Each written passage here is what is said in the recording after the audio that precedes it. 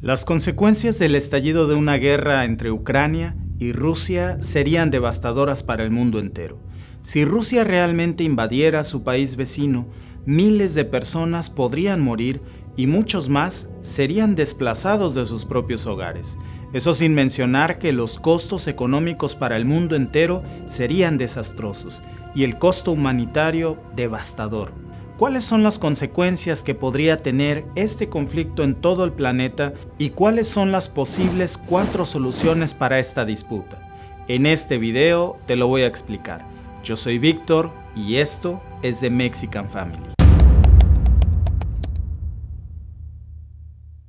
Aunque la crisis entre Rusia y Ucrania parece afectar a 2 países que se encuentran a miles de kilómetros de nosotros, la realidad es que millones de familias hispanas y del mundo entero sufrirían duras consecuencias económicas que un conflicto como este produciría. Esto es porque la economía y los mercados financieros del mundo entero están interconectados.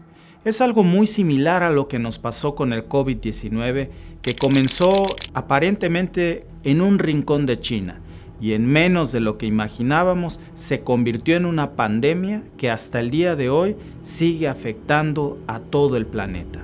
Y aunque a diferencia de la pandemia, el conflicto entre Rusia y Ucrania, o mejor dicho, entre Moscú y Washington, no es una enfermedad viral, sí tendría un efecto inmediato en la economía mundial, aumentando el costo de vida para todos y dificultando la recuperación económica que la pandemia de por sí ya nos ha ocasionado. Y uno de los efectos inmediatos sería el aumento de los precios del petróleo que han subido en las últimas semanas a sus niveles más altos desde el año 2014. Seguro que tú ya te has dado cuenta al cargar combustible.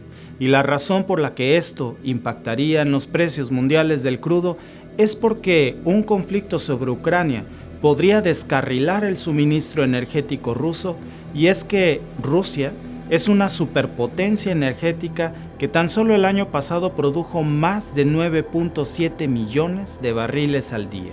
Para ponértelo en contexto, la producción de crudo de Rusia equivale a más petróleo del que produjeron juntos Irak y Canadá. Por eso la reconocida firma financiera JP Morgan advirtió que si el conflicto ruso estallara y se interrumpiera el flujo del petróleo ruso, los precios del petróleo podrían subir fácilmente hasta $120 el barril o incluso hasta $150 por barril. Para tener una idea de a cuánto equivale esto, actualmente el precio del barril está en $94.73. Estamos hablando de un aumento de poco más del 50%.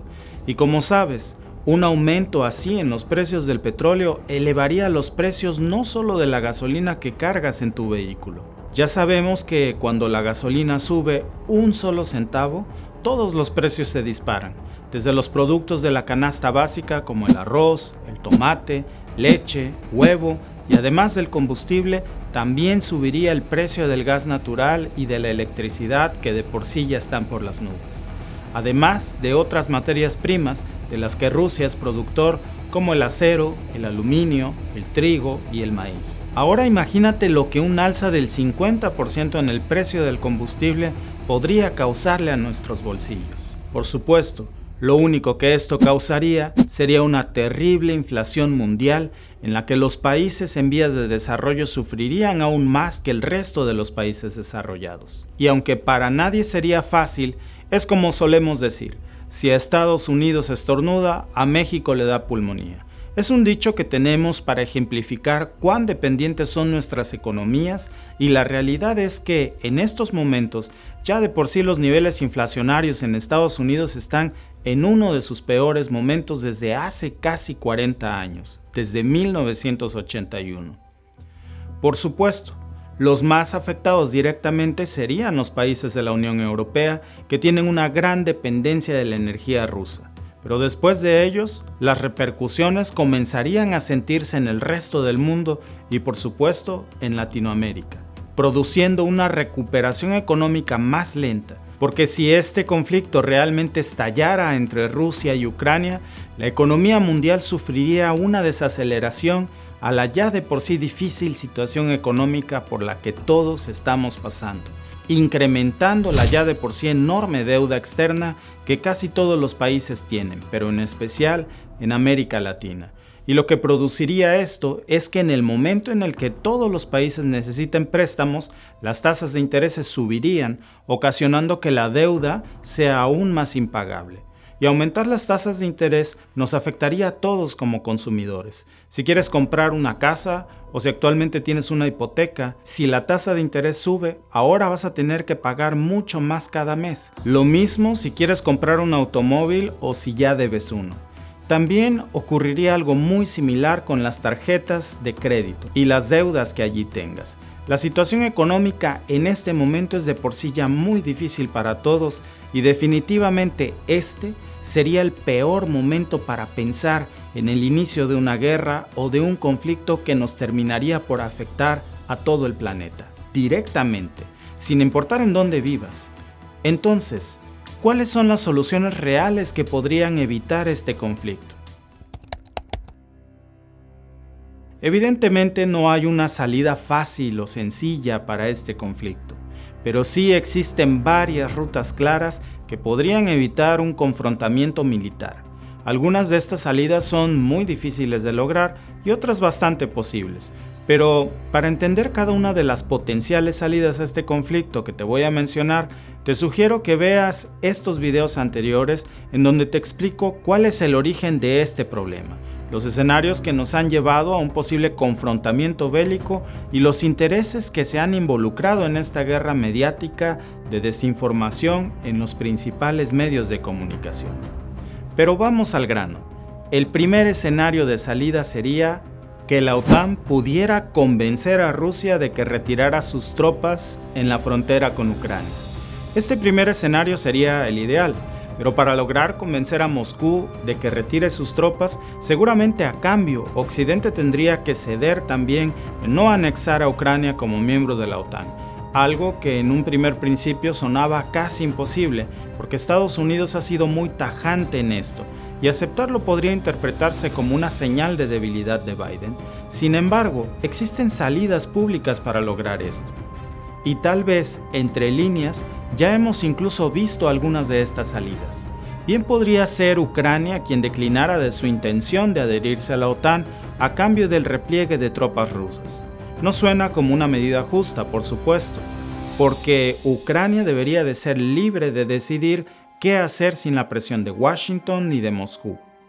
Pero difícilmente el presidente ucraniano podría tomar una decisión libre de presiones de ambos bandos. Y es que la semana pasada, un alto funcionario ucraniano en Londres ya mencionó la posibilidad de que Ucrania desista de su intención de adherirse a la OTAN y mágicamente Rusia desplegó alguna de sus tropas sobre la frontera con Ucrania. Esto de entrada parece una señal positiva, sin la necesidad de involucrar el orgullo de Washington y de Moscú, pero lamentablemente atropellando la soberanía de Ucrania. Cualquiera que sea su verdadero interés, en estos momentos no parece muy importante con tal de salvaguardar la paz. Bajo este esquema, Washington permitiría que Vladimir Putin se ostente al interior de Rusia como un ganador.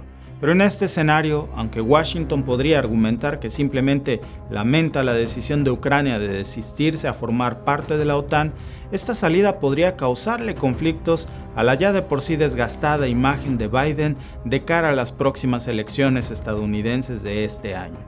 Por lo que una opción más viable para Biden tal vez sería la segunda de estas vías: establecer un nuevo acuerdo de seguridad entre Rusia y la OTAN.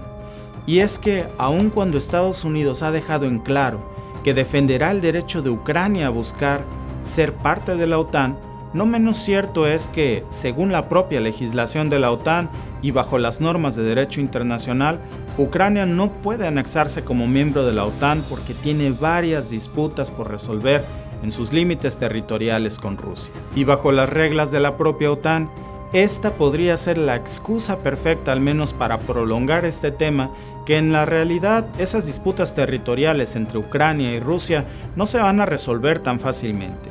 Mientras el conflicto de Donbass siga sin resolverse, no hay posibilidad alguna de que Ucrania se una a la OTAN ni a la Unión Europea. Y mientras tanto, la OTAN podría negociar con Rusia, por ejemplo, una reactivación de los acuerdos de control de armas vencidos para reducir la cantidad de misiles que existen en ambos lados de la frontera. Y esa es una salida menos bélica que llenar de misiles los límites territoriales de distintas partes del mundo. Y en este escenario, también puede haber esperanza real de éxito para una solución pacífica. Rusia, Alemania y Francia ya han logrado muchos avances en este punto. Europa se ha comprometido recientemente a un diálogo de seguridad en los términos de Rusia y la siguiente salida es aún menos complicada, y se trata de reactivar los acuerdos de Minsk. Estos acuerdos de Minsk fueron parte de un paquete de negociaciones entre el año 2014 y 2015 que ambos países llevaron a cabo en la capital de Bielorrusia, que precisamente lleva su nombre, Minsk. Y este acuerdo fue diseñado en una situación muy similar de tensión entre ambos países, para poner fin a la guerra entre las fuerzas gubernamentales y los rebeldes respaldados por Rusia en el este de Ucrania. Y aunque los acuerdos de Minsk no prosperaron exitosamente, al menos abrieron un camino hacia un alto al fuego y en acuerdos diplomáticos entre ambas naciones. Esta solución es muy viable, tan viable que los altos funcionarios de Washington han sugerido precisamente que revivir los acuerdos de Minsk ahora pudiera ser una solución para terminar o por lo menos apaciguar este conflicto. En esta vía de solución al conflicto también coincidió el mismo presidente francés Emmanuel Macron en sus recientes diálogos con Vladimir Putin. Públicamente dijo que los acuerdos de Minsk eran el camino más viable para construir la paz. Pero hasta ahora la reactivación de los famosos acuerdos de Minsk se ha amparado por el temor de Ucrania sobre la posibilidad de que al firmar estos acuerdos, Rusia imponga como requisito a Ucrania la posibilidad de que en un futuro no puedan formar parte de la OTAN. Y esto nos lleva a la siguiente vía que pudiera ser un poco más salomónica. En las décadas de 1960 y 1970, durante la Guerra Fría, Finlandia se encontraba en una situación muy similar a la de Ucrania, y para evitar quedar en contacto entre dos grandes potencias, Finlandia optó por volverse neutral y no participar ni en la OTAN ni con los intereses de los países miembros de la Unión Soviética. De esa manera no se involucró en ningún conflicto.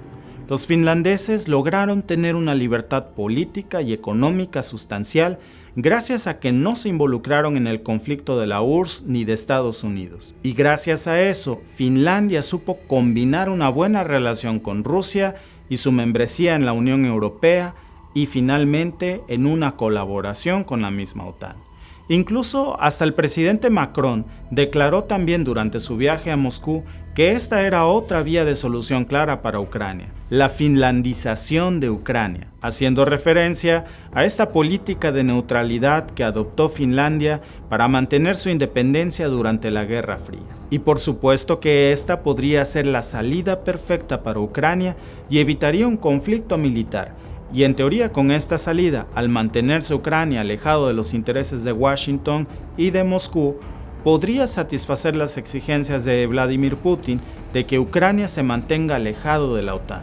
Pero el riesgo que Ucrania correría es que su neutralidad podría ser aprovechada por Rusia para ejercer un control cada vez más grande sobre Ucrania. Lamentablemente, este es uno de los riesgos de ser vecino de una potencia mundial en circunstancias desiguales.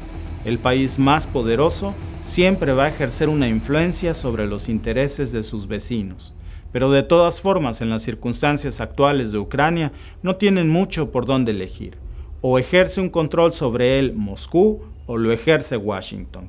De entre todas estas vías, el presidente Zelensky ha dejado entrever que la más viable podría ser garantizar la seguridad y la soberanía de Ucrania en esquemas diferentes que no sean la OTAN, es decir, dejando entrever que podrían desistir de formar parte de la OTAN, que en cualquier caso ni queriendo podían bajo las normas del derecho internacional. Formar parte de la OTAN no es posible hasta que resolvieran las disputas fronterizas que ya mencionamos. Dime en los comentarios cuál de todas estas crees tú que sería la solución más viable para poner fin a este conflicto. Y si te ha gustado este video, suscríbete al canal y regálame un like para que más personas puedan verlo. Yo soy Víctor y te veo en el próximo video.